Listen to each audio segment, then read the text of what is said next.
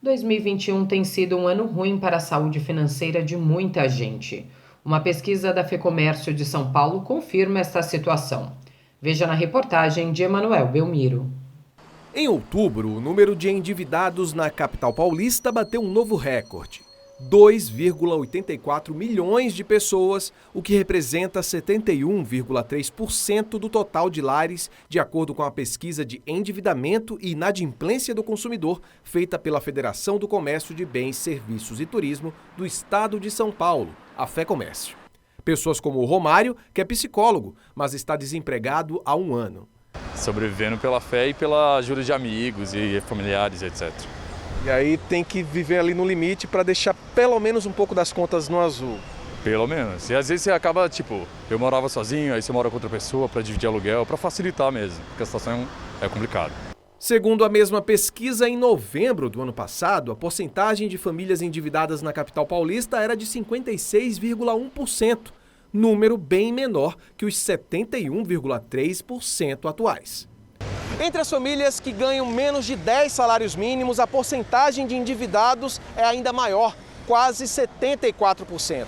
O mais interessante nessa pesquisa é que enquanto o número de endividados aumentou, o de inadimplentes permaneceu estável. E isto tem explicação.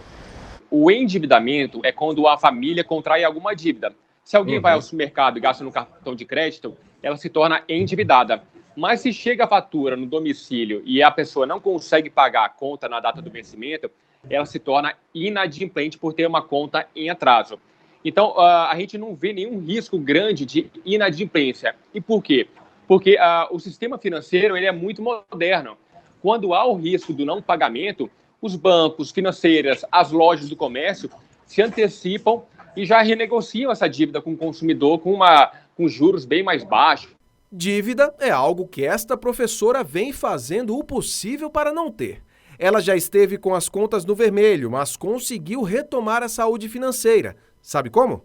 Então, eu mudei alguns hábitos. Não estava com muita dívida, mas estava com umas dívidas a mais do que eu deveria.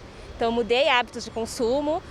Mercado, está tudo muito mais caro e a cada mês aumenta. Então, assim, eu fazia uma compra enorme, diminuía a quantidade de coisas que eu compro. Algumas marcas eu tive que substituir. Mas agora estou conseguindo administrar, conseguindo viver com o que eu ganho. Mas assim, no azul mesmo, no limite. No limite, não está dando para guardar, para deixar numa poupança, não está funcionando. Mas melhor não ter dívidas. Melhor do que ter dívidas. Pois é, a Regina tem feito a lição de casa quando o assunto é não se endividar. Mas seguir outras dicas também é importante para o bem-estar do bolso, como saber usar o 13º. Então é muito importante nessa época do ano utilizar o 13º com muita atenção, priorizando as contas em atraso, com taxa de juros bem elevadas, para poder voltar ao consumo lá na frente. Muita gente aí com dívidas em atraso, é importante utilizar então o 13º para pagar essas dívidas, liquidar e o que sobrar aí planejar para as compras de final de ano e também lembrando das tradicionais contas aí de janeiro.